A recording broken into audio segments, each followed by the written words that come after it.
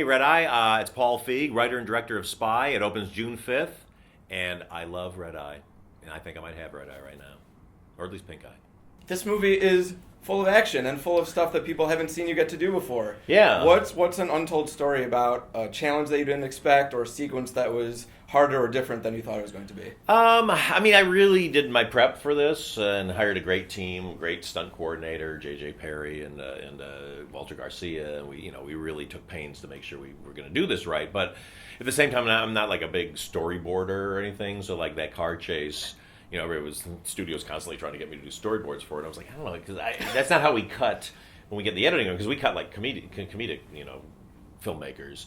And so you just want all the elements. So it was really fun to kind of, just shoot all that stuff. And we had a great second unit director, Garrett, who shot a bunch of stuff for us. And it was really, the hardest thing was making sure that you kept the comedy of it, because I didn't want to just do mayhem and, as we all know, like a long car chase could be awesome, but it's also kind of like, all right, whatever. Right. Versus, it had to be character-based, like advancing the story, but also within it go like, let's find a joke here, let's find a joke here. So everything went off without a hitch in terms of all these big sequences? Believe it or not, yeah, we had no problems. I mean, the very first thing we shot with Melissa, her very first day of shooting, was that giant knife scene in the knife fight in the kitchen. Yeah, which she had been working with a choreographer, on that, because that was one thing we did not storyboard, we pre-vised it, which is basically my stunt coordinator would go with his stunt team, and they would shoot a version of the fight with and edit it together, and then bring it to me, and I'm like, oh, that's great, but let's add a thing here, and let's put a joke here, and let's figure out another physical thing for her to do here,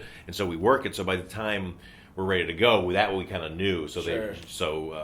Melissa and then Nargis Falkery, who plays the beautiful woman who she's fighting with, got to train a little bit. And so then when we got to set, then we could really play around with more things and adding a few more things. Well, you said you did this because you figured no one would actually give you a Bond movie or a Bourne movie. Who would? Once they see this, what are the chances they actually will now? Zero. Very completely nil. It's a comedy director. You don't get to.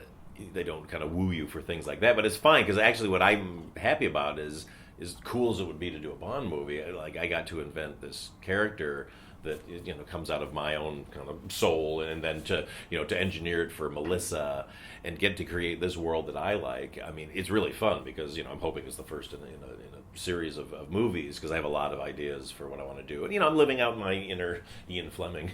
Well, since you are such a big Bond fan, I thought it'd be fun to take 30 seconds and see how many Bond movies you can name. Oh my God! Okay. Okay, you ready? Oh boy, this is gonna be bad. On your mark, get set, go. Okay, Dr. No, From Russia with Love, GoldenEye, Goldfinger, Thunderball, In Her Majesty's Secret Service, Diamonds Are Forever, Casino Royale, Live and Let Die, Moonraker, Quantum of Solace, Skyfall. Let's see. Wait, I got to go more Roger Moores. I need more Roger Moores. Oh man, it's. Did I say Moonraker? I said Moonraker. I did. Time. Oh, nuts! I fell apart at the end. Was that? I think that was 12. Was it? Or 7, I can't remember. But it I'm was going 12. to say 12. Give me 12, come on. That was awesome. Nice. Well, what's a spy movie cliche that has bothered you at any time? Or anything that you see these movies, you're like, oh, not this again? Well, I mean, I love the Bond movies, and I also love the Ian Fleming books, and so I have to say the gadgetry that they come up with, and a lot of, especially in the middle section of, with Roger Moore and all that, just got crazy with the gadgetry. Like too much? Well, yeah, because what it would be is like, you go like, this special watch cuts through ropes, or you're like, okay, so clearly he's going to get tied up with rope. It almost, you could predict where the plot was going by the very, very specific things that your gadget could do. That's a good point. Yeah, and so for me, and if you read the Fleming books, there's no gadgets at all in it. They should really keep people on edge and be like, this watch cuts the rope, and then eventually... And not have it happen. And not have rope, and then Bond would be like, man, I really wish I got tied up with rope. Yeah, well, today. exactly. See, we played with that a bit in Spy, where she's given these things, but she's given these hemorrhoid wipes that are to knock somebody out, and so when she's in trouble, you see her take it, and you go, oh, she's going to knock him out with it, and she just throws it and hits him in the head with it. So I go, okay, we can twist it a little bit. When I interviewed Gary Oldman about Tinker Tailor Soldier Spy, he brought up the fact that James Bond is constantly identifying himself, which seems really unprofessional for a spy. No, Bond is a very unprofessional spy, and he always gets caught at some point. and he has to bail himself. Somebody else has to bail him out. I mean, Casino Royale, he would have had no more balls if Smirch hadn't shown up and taken that guy out. Was there any part of you that felt a degree of nerves about you've had so much success about things you've directed and you've written a lot, but you haven't had a huge hit that you've both directed and written? Was that in your head about like making sure you kept progressing in terms of that? Yeah, I mean, I do so much writing in all my movies that it just, this one I got credit for. But I mean, I work with these amazing writers between, Katie Dippold and Kristen Wiig and Andy Mumolo. But no, it's just kind of a natural progression just because I consider myself as much a writer as a director. And, having created Freaks and Geeks and just written a lot. It was fun. I mean, but, that said, you go into every movie, convinced this is going to be the one that ends your career, because it's that fine line you walk, and it very well could be. I don't know. The movie hasn't come out yet. Yeah. Well, I know that this part wasn't actually written for Melissa because you didn't think she'd be able to get on board, but then it seemed like when she did, I mean, there were a number of parts of the film where I was thinking like there were kind of these great inversions of the type of characters she's been asked to play before, and being told this cat lady who's who's divorced or the single mom or whatever. Like, how much was tweaked once it was decided that she was going to be involved in the movie to make this specific for her? Well, you know what it was? I wrote it very much for like an every woman, because my goal with it was like, what if this sort of just normal woman who people don't even sort of notice working in a cubicle got her chance. And so to me it was like, I think anybody like that, because I was never going to cast, like Angelina Jolie or somebody, this amazing, you wanted like a real person. So I thought, whoever it would be would probably be somebody who would be looked at as being just like kind of normal, and so they would give her like a shitty costumes just to make her look like a Midwestern tourist.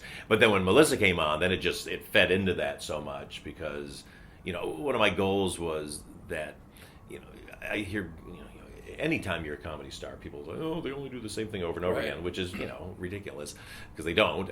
But and sometimes it's just a factor of the roles that they're being offered. No, totally. And it's like everybody has a strength and a muscle that they go to that's great. I mean, Robert De Niro has, everybody, their personalities come through no matter what you're playing.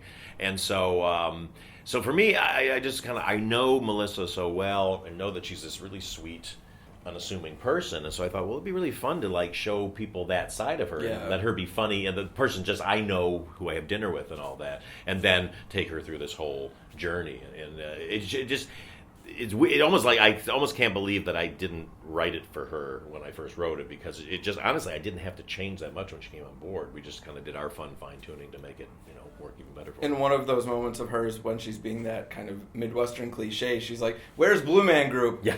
How is it possible that there are still people out there who have not seen Blue Man Group and this is still going on? I don't know. There's more members of Blue Man Group than there are members of the community, so I think that eventually there'll be an uprising and an overthrow. I just don't understand how something like that can go on indefinitely.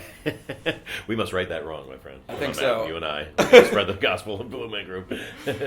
What do you think it would be like if all, Jason Statham's character thinks that there's a Faceoff Machine? What would it be like if all movie characters were aware of all other movies that they should have kind of a point of reference for? I actually think it's funny, because I think you can't have movies where characters live in a vacuum. You don't want them to be so referential that you kind of date yourself as far as references go, and also limit your audience for people who don't know. So you don't want to exclude anybody. But I think, I like that people move in the real world. I think there's jokes to be had from that if they're not too precious. And so I have no problem with sticking something like that in. And not only is he aware of that procedure, but he believes that it's possible. He believes it's possible, exactly, because as would I after seeing Face Off.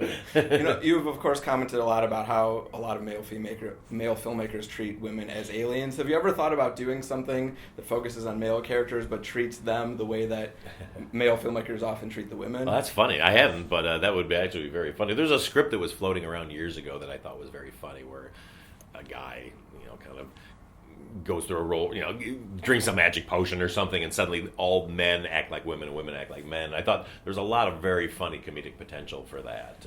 So maybe that's something I'll look into at some point. But it would be fun to do a total, role reversal. Yeah, it's challenging to imagine what those perceptions would be to kind of flip that and that way. I mean, if you really could think, I like anything that sort of allows you to be thoughtful enough to kind of take on bigger issues and then kind of put them out in a funny way. So and just men's perception of women is just such in general, it's such an odd thing. And I think women have misconceptions about men too, definitely. But there's something about guys, and I think it just comes from the fact that guys don't hang out with women that much, and their image of women is sort of mom breaking up the good time and my wife being mean and right. that kind of thing. So I'm always trying to kind of right that wrong, and just it's just selfish too. I know so many funny women. I want them all to be able to work and show people how funny they are. In a hypothetical world, in addition to Ghostbusters, is there any other franchise you could see rebooting with all women, such as Three Ninjas?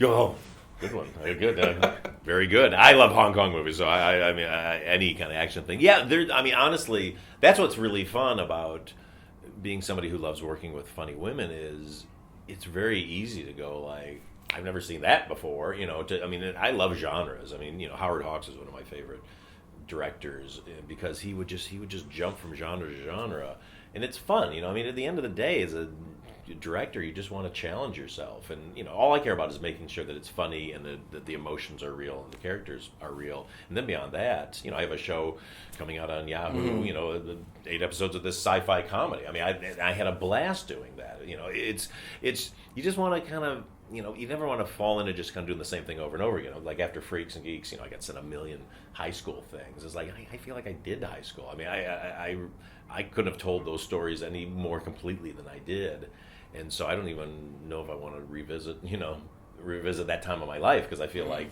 I did it and I got it out of my not out of my system, but I feel like did it in such an effective way, and now I want to do other stuff. But never say never. How do you feel about the notion of, you do so many alternate lines and alternate takes in these movies. How do you feel about doing something like what they did with Anchorman 2, releasing an entire alternate cut with all different jokes? I'm telling you, we could. That's the funny thing. You do amass so much material. But that's why I love DVDs, or now, iTunes is putting out sort of all the DVD extras, but you can do it digitally because the heat's coming out with all the stuff from the Blu-ray. And that really changed everything as a filmmaker, because you used to be like, oh, we can't cut this out because it's been gone and nobody's going to see it. Now they go like, oh, I think it makes us better filmmakers because we lose that preciousness of like jamming something in. Because I think where a lot of movies fall apart, especially comedies, is you hate to lose something, so you just jam it in and you throw the pace off and you throw the tone off, because one of the jokes you want to keep that's so funny isn't really in line with the characters, and so then the audience is like, wait, what? And the tone falls apart. And at the end of the day, it's all keeping tone consistent. So as long as it's available somewhere, then I'm fine. Before we run out of time, if you had to quote a line that jumps to mind from either That Thing You Do or your brief appearance on Freaks and Geeks, what jumps to mind? Oh my! I think it would probably be from Freaks and Geeks when I delivered the death blow to Nick. And I believe the line was, "Hey, give us a call when you turn that 29-piecer into a 30-piecer." I forget exactly what it was, but it's heartbreaking. Yeah, it is heartbreaking. I'm the asshole who comes in and finishes him off.